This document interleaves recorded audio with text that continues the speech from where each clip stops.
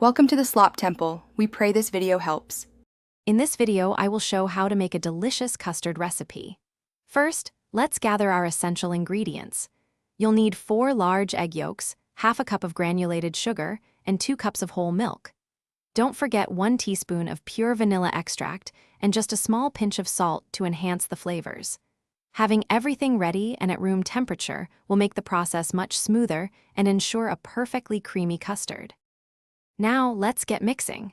In a bowl, whisk your egg yolks and sugar together until the mixture becomes pale yellow and slightly thickened. Meanwhile, gently heat your 2 cups of whole milk in a saucepan over medium heat until it just begins to simmer, but don't let it boil. To temper the eggs, slowly pour about 1/3 of the hot milk into the egg mixture, whisking constantly to prevent scrambling. Once tempered, pour the entire mixture back into the saucepan with the remaining milk. Continue to cook over medium-low heat, stirring constantly with a wooden spoon or spatula. The custard will gradually thicken. It's ready when it coats the back of your spoon and reaches about 175 degrees Fahrenheit.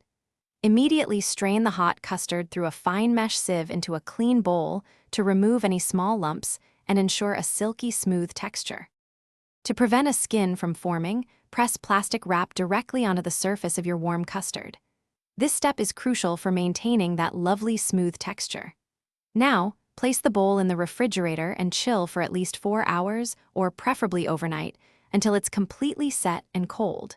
Serve your delightful homemade custard chilled, perhaps with some fresh berries or a sprinkle of cinnamon. Enjoy your culinary creation. Thanks for watching. Consider subscribing if we helped you.